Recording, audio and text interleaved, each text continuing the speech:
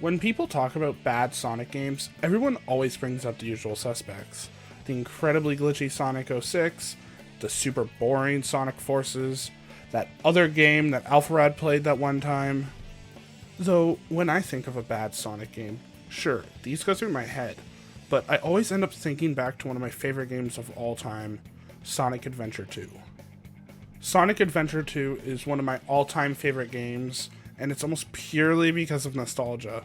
I first played this game on the original hardware of the Dreamcast, and I remember not being able to beat King Boom Boo, and I had to get my dad to beat it for me. While the first Sonic Adventure fits more into the adventure genre of games, having an actually playable map and puzzles you had to solve to progress, I think Sonic Adventure 2 still fits within the adventure genre. I mean, it literally has adventure in the name. However, it's more in the action-adventure subgenre than full-on adventure. On a more serious note, the game is very story-based.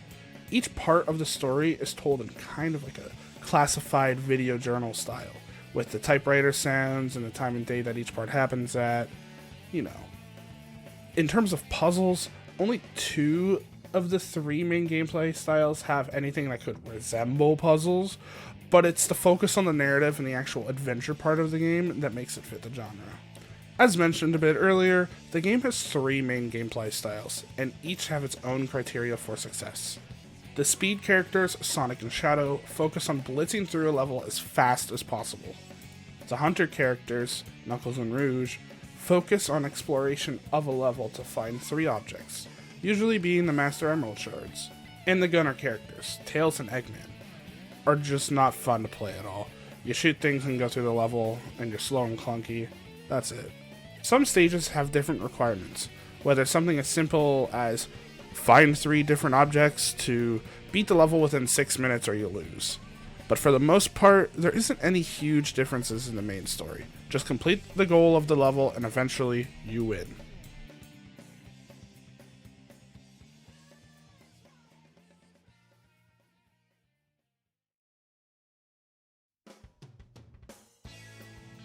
Now that that's all out of the way, why do I think Sonic Adventure 2, one of the most popular games in the Sonic franchise, is a bad game?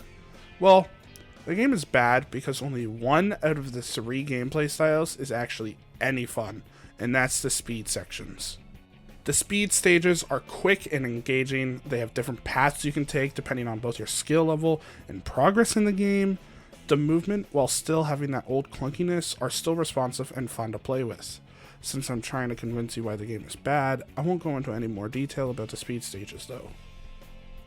The Hunter stages just aren't good. It starts off decent with Knuckles. His first 2 stages, Wild Canyon and my goat Pumpkin Hill, are the only 2 remotely fun Hunter stages, with each stage just getting worse and worse to play as the maps get bigger and the hints get more complex. Rouge's stages are even worse. I don't like a single one of them, especially at that dumb-ass Mad Space level. I absolutely hate it. It's awful. Having to search the entire map for 3 specific items and only having a crappy radar that sometimes feels like it barely works just sucks. And unlike in the first Sonic Adventure, you don't have all 3 radars available to you the moment you start the stage. You only get 1 radar at any given time. And even then, you still have to get the items from left to right to unlock the next radar. It doesn't prevent you from finding the items out of order, but it just sucks to know that you walked past an emerald piece just because the radar didn't feel like telling you it was there. The gunner stages are, well, they aren't good either, as the actual gameplay of the characters is just super clunky and not fun to play as. Plus, you have to constantly listen to a high-pitched beeping sound every single time you shoot or hold the button.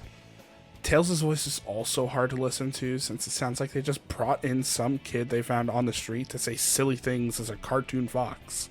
Like I said, controlling the mechs in the gunner stages is horrible. It's essentially tank controls, but your character will slide around if your input is ever so slightly too far, or you'll just walk off the stage because the mechs love to slip. You never actually have to use your brain in these stages, at least during the main story. You just hold or spam a button the whole way through and you win the stage. Not really engaging, not really fun.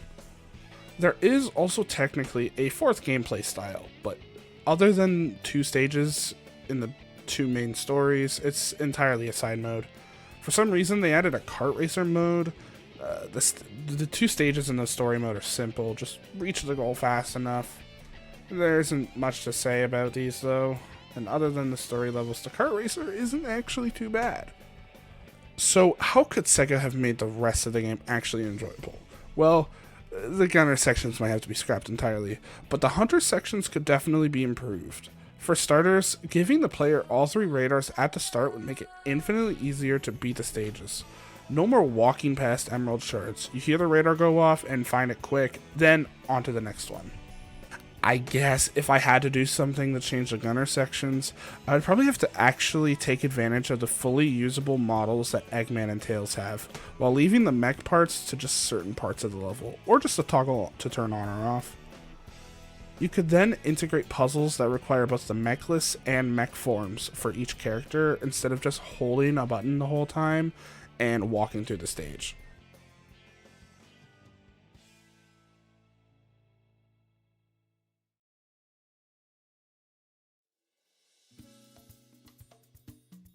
Well, Sonic Adventure 2 is one of my all-time favorite games. It simply isn't a good one.